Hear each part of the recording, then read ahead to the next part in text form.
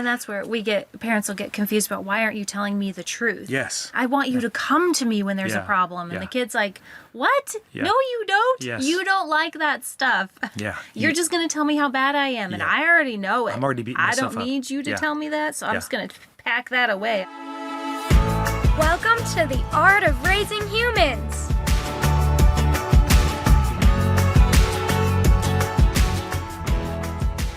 Hello, and welcome to episode 15 of the Art of Raising Humans podcast. I'm Kyle. And I'm Sarah, and we're here to talk about parenting and the art of raising these little humans in our lives.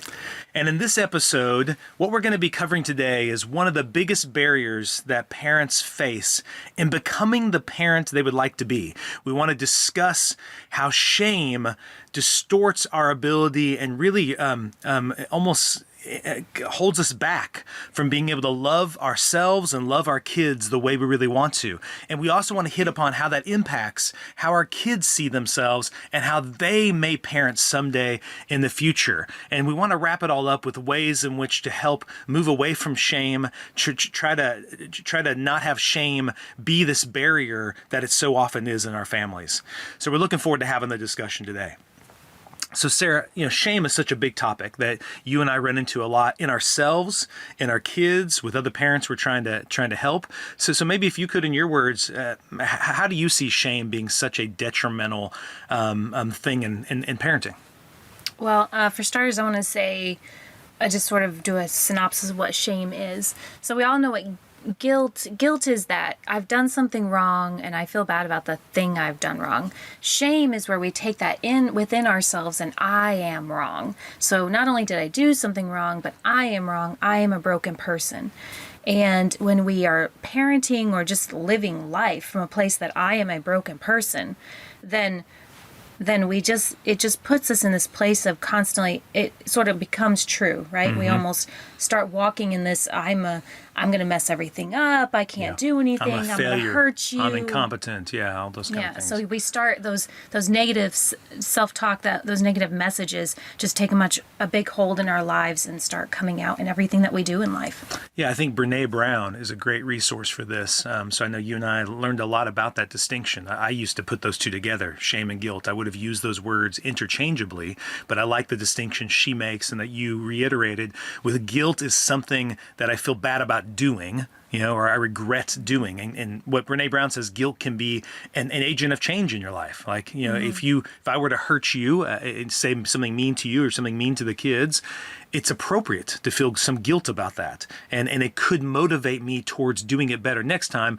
Whereas shame is like, I'm just going to beat myself up. I'm just a horrible I think I see this a lot when we're talking to kids or parents, and they just don't seem to be able to move past what they've done.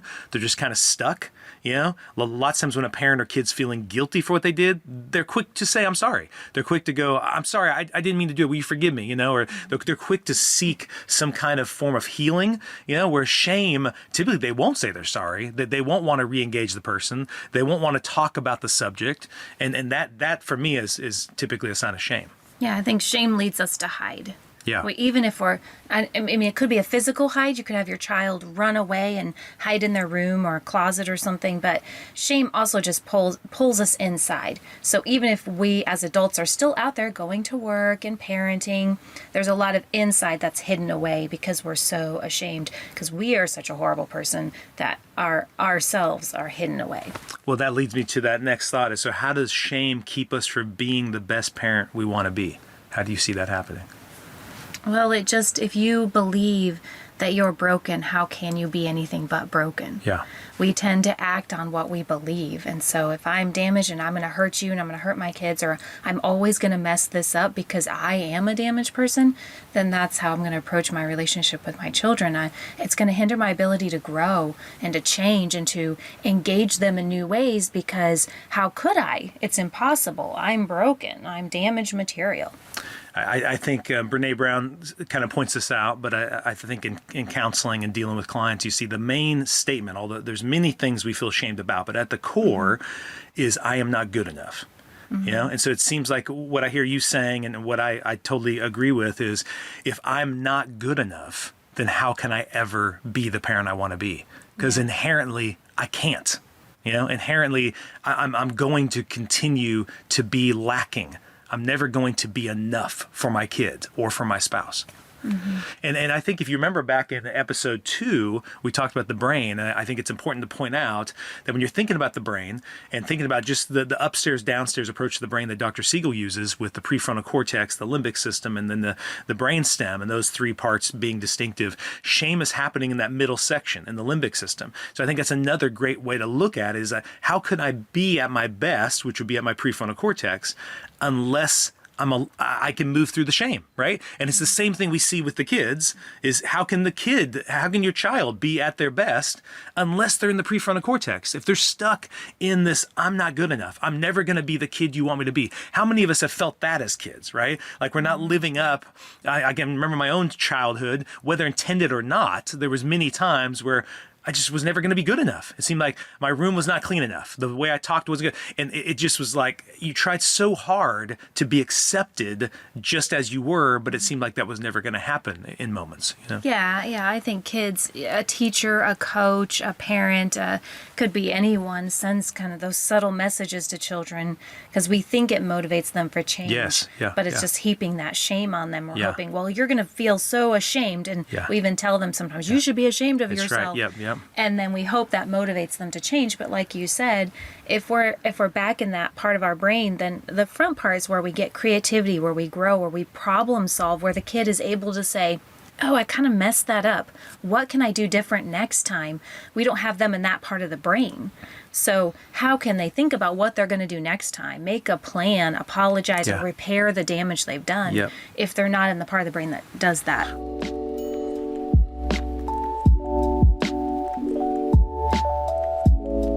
Well, even as you're saying that, it also shame distorts how I even see a person trying to help me. So many times a parent may be legitimately, you and I may be trying to help our kids, but if they're in that shame part of their brain, they're going to see it differently. They're going to see it as, oh, I need to change to be good. Or instead of seeing like a helpful advice, it's going to be seen as criticism. What I did was bad. It becomes a very simplistic way. I'm a bad kid. I'm a bad person. I know there's many times even in our own marriage where you have been trying to help me or I've been trying to help you, and it was just shaded with shame. We're like, oh, there she goes again saying, yeah, I stink at that, or how I never do that well. And anytime those thoughts are coming in my head, Sarah, if I'm thinking, I never do that well, or I always screw up, or I can never, that's all shame speaking to me. It speaks in these all or nothing types ways of thinking. And I know I'm trying to shame the kids when I'm speaking that way too. Every time I ask you to do that, you don't do it, or you never have your room clean, that's all me saying, I will make you feel so bad, you will want to go be good. Yeah. And just to point out, you can definitely do it with just a look as well. Oh, yeah. And I think we all know that. We all remember those looks that somebody gave us, a mom, a teacher, something gave you of, oh, you worthless human. Yes. And I know we can pass that on and do it to our kids as well. I know sometimes I've done that my children have done something, and just that, you have that automatic reaction. Yes. You go right there, your brain goes there, and you give them a look, or you say a few words, and I see them just sort of, it just crushes them. Yeah. Or even if they get angry, you can see the brokenness that just happened. Well, even the anger is them to shield themselves from the shame that you're trying to heap on them. Yeah. I think it's important to say too, Sarah, that in our experience, what we've seen and just in the research and reading what Brene Brown does and other people in this field is shame is a human problem. There's nobody who doesn't have it. To me, whenever you and I were studying this and as we started to really delve into having our own kids, I saw it as the biggest enemy to my kids actually blossoming and becoming the humans I wanted to be. I found it to be a key thing that you and I needed to really understand better within ourselves and understand better in them, and we needed to expose it. We needed to expose the shame stories that were driving us. I'm thinking of a moment where I thought the there's many shame stories I could share, many shame stories. But one in particular I think really encapsulates it is, we homeschool our kids, and you're fantastic at it, Sarah, and you feel competent when you do it, in a sense that you were homeschooled. So you have the sense of how that goes. I never did that and always thought it was kind of weird or different. So in my mind, even when you would go to work on occasion and you would put me, quote unquote, in charge of schooling, the kids would always make sure they knew I was an assistant to the teacher, not actually the teacher. But I would try to be teaching, but I was already kind of in a place of stress, in a place of shame, in a place of incompetence. And it really came to light one day when Abby was doing some work on a computer type assignment. And she said, "Hey, Dad, what is a predicate?" And my brain moves pretty quick. And I pretty quickly, I heard the thought of, "Oh my gosh, you are an idiot, Kyle. How do you not know the answer to that question?" But what came out of my mouth was very interesting, is I said, "Are you serious, Abby? You don't know what a predicate is?" And it was almost like I was watching it happen in slow motion. It was like, what am I doing? Like, because I felt stupid and incompetent, I felt like I needed to make her feel that way too. Almost like, don't ask me those questions, Abby, because I don't like what it triggers in me. And so then the next thing that came out of my mouth was, because Abby retorted back to me, "I don't know what it is. That's why I asked you," which is a pretty reasonable response. But then I said, I kind of doubled down. I said, "Think about it, Abby. Break it down. Predicate. Predictate." And I'm trying to stall for time, but also saying it in a really condescending, arrogant way, as if I could do this. Why can't you? You should know better. And then she's kind of confused, because that is a dumb way to come to the answer. She was confused. So I come sit next to her, and I'm trying to still stall for time. Brain, where's that file? Well, remember English in 6th grade or 5th grade, whatever I learned this in? What is a predicate? What is it? So I'm going through my brain, and I sit down next to her, and I'm like, think about don't you know Latin prefixes? Pre is before dictate, before you say something. Come on. I mean, this is just ridiculous. Even as I'm saying this and laughing, I still cannot define to you what a predicate is, but I'm still doing this. So I'm glad you do the schooling for the kids. But so Abby's next to me, and she tries to answer the question as through my weird, messed up, shame-filled logic. And she gets it wrong and said, "Dad, I didn't get it right." And I said, "You know what, Abby? That was a really bad dad moment. I totally felt stupid when you asked that question, and then I tried to make you feel stupid too, and I'm really sorry." But it was a great example to me of how we do that in so many ways. Areas where I feel dumb, incompetent, a failure, out of control. I just lack. I'm not enough. So then we send that shame onto our kids by inferring you are not enough too, which is what shame does. Everybody in that moment is not enough. So that I wanted to point out what I tried to do, because I don't think the goal is to be, I never do shame, think shame or say shame. Well, that's just not going to happen. I want to be honest. That's not going to happen. It's a human condition. Yeah. And so what I instead try to do is expose it, and just let Abby know the thought process I had, because I want Abby to be okay asking any question and not going, "Is this question too stupid to ask?" And I know as a kid, I felt that way a lot, especially in public school. You're at times to raise your hand and answer a question or ask one because other kids might laugh at you. So you learn pretty quick not to ask questions or not to try to give answers because you might look stupid. Yeah, you don't want to put yourself out there. Take that risk. Yeah. How does shame impact you? I mean, how do you interact with it with the kids? Is there anything that comes to your mind? Oh, I think it's the same thing. I think sometimes I will respond to the kids in a way, like I said, I'll give them a look or I'll say a few words that I know are, if I step back from the moment, and sometimes this doesn't always happen in the moment, later when I think, ooh, that was a damage to our relationship right there. The way I handled that, I want to handle it different. And a lot of times when I boil it down, it is me in feeling a stressful moment, which usually is, if I think about that, it's I'm not enough. I can't get this done. Why can't I get all this done? I've got a big checklist. Yes. I'm not fast enough. Yeah, I can't possibly accomplish it all. Yeah. And so then it comes to something happens with somebody and I just pass that shame onto them, and I almost need them to not. I need perfection from them because I'm Yes, requiring it's perfection good. from myself, Yeah, and, yeah. and it's like, oh, please be perfect because then Yeah. it'll help me feel more perfect. Yes. And Yeah. and so I'll see them hide in some way. I'll see them shut down, withdraw, and I know that I've passed that. I've sent this message of shame to them.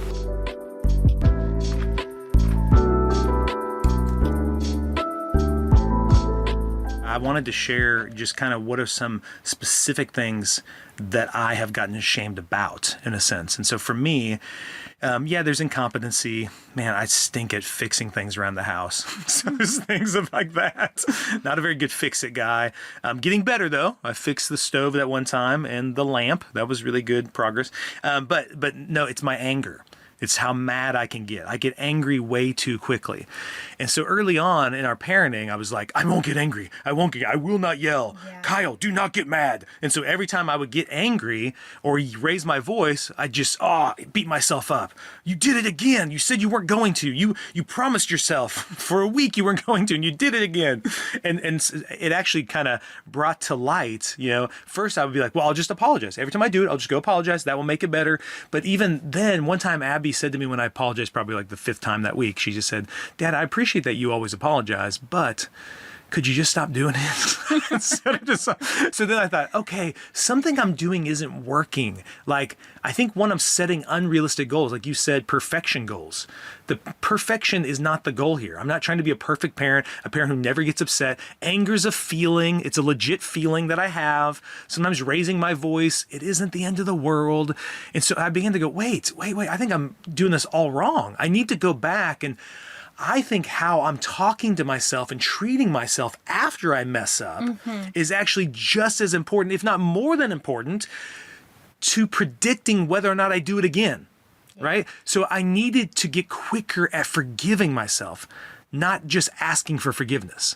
That's what I was doing. I need to get quicker to forgive myself for the mess up and then go back and repair it with my child, but then figure out, because now I'm in the prefrontal cortex. Once I forgive myself, you see it, and then I can shift from the limbic system up to the prefrontal cortex, and then I can do what you said. I can access my brilliance, and I access self-control, access other ways. Like, I can really see the patterns, like what led up to that. Oh, maybe I was stressed out about this or that, or maybe I was upset about this thing between me and Sarah, and I took it out on the kids, and oh my goodness, I can see what led up to that. So next time I can be better at intervening before I get there. Well, I think, and what you're moving into is, what do we do about shame? What do we do about, okay, great, I've got loads of shame. My kids have loads of shame. And how do I stop that? And so what I hear what you're talking about, what you're highlighting is, first you got to notice it. You got to say, wow, this is going on. Yep. I'm going to go ahead and bring that to light. What's, looking inside of yourself, but you didn't just look inside of yourself to beat yourself up. You gave yourself compassion. Yes. Just like if you saw in a moment where you see your child struggling with something or someone, or you move in and go, oh, that's a tough situation. Yeah. Let's think about what to do about that. And that's what you did that. You moved into a place of, okay, I'm not just a horrible person. This is normal to be angry. These are stressful situations. These are hard times or frustrating experiences. And so I'm going to give myself that compassion. And then I can move into just taking that. And it's not me that's broke. It's, okay, here's this thing and I want to do something different. Yeah. Now I can think about, what do I want to do different? How can I repair it? How can I do something different next time this trigger comes up? Yeah. And that it's a trigger for you. And that's a big deal when shame, usually we have patterns to shame. Certain things will trigger us into shame.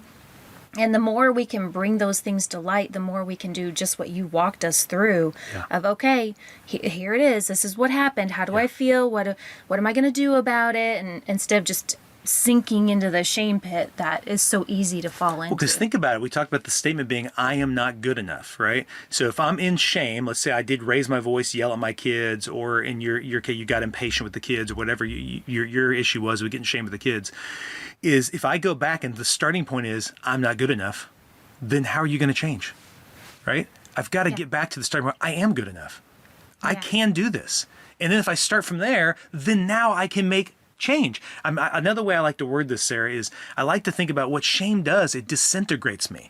So if I drew a circle and I'm a whole, full, integrated person, that's when I'm at peace with myself. That's when I accept all that I am, the good, the bad, the ugly, the even if I don't like how my hair looks or whatever, or how I'm dressing or whatever it is that might be going on in that time, right? You know, this from a physical thing to an inside thing to an emotional thing to how I've acted, whatever the thing might be. If I can fully integrate that and accept myself just as I am, that's gonna bring forth this fruit of like peace and joy and love and connection, right? When I start to let shame get in there, it disintegrates me. But then the next step that you and I are talking about, it starts to disintegrate the other. It disintegrates the kid. It disintegrates my spouse. It's very hard to not let shame come in and start to seep into all those things. And now we're not talking to each other as whole people. And we actually start to create a culture of shame within our family, that we're all, the siblings are interacting with each other from a disintegrated place where they are not whole. And we only start to, I guess one more thing I could add to that is I notice I start to love just aspects of me and hate other parts, right? Yeah. Or I start to notice things in my kids. I'm like, oh, I love that about him, or I love that about her, but good Lord, that other part, can't stand that, right? That's shame talking. And I guarantee if I'm feeling that, the kid is also getting that message, and subtly it will become part of their identity and who they are, that this part is lovable and this other part is unlovable. You know, I guess as I'm saying that, I'm thinking of Dr. Markham's words of using lovable.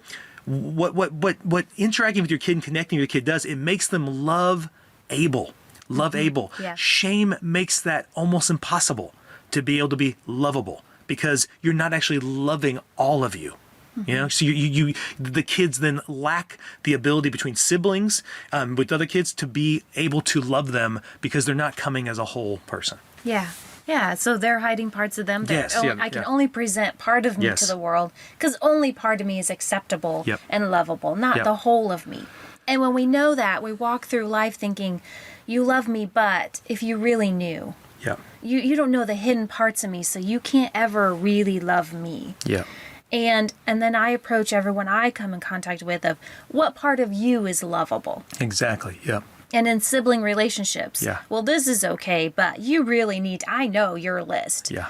You chew with your mouth open, you don't clean your room, your homework, you're getting a C in science. Yes. Everything becomes where we're piecing things apart and piecing people's value apart because we piece our value apart. You know, you just triggered something in me when you said chew with your mouth closed. Because, oh my gosh, that is a time when the shame beast might come out of me. Is when we're eating dinner and the kids are just, I'm sure you can hear that sound.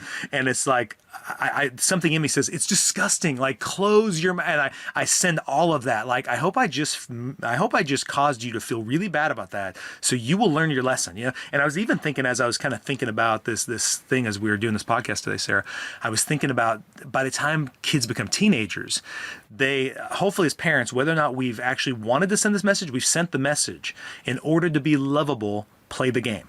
Yeah. Learn to put on the mask I want you to put on. So then by the teenage years, we have this like conflict within us where we've kind of set it up where our relationship with our teenager is such that the kid knows, I'm only going to show you what you want to see. I'm not going to show you this other stuff. I know what you want to see. Yeah. I know. And yet the parent will be like, show me more. I want to see more. They feel this tension of the kid's going to leave the house and I really don't feel like I totally know you. And the kid's like, I don't think you actually do want to totally know me. You only wanted to see the good. And that's all I've been trying to show you.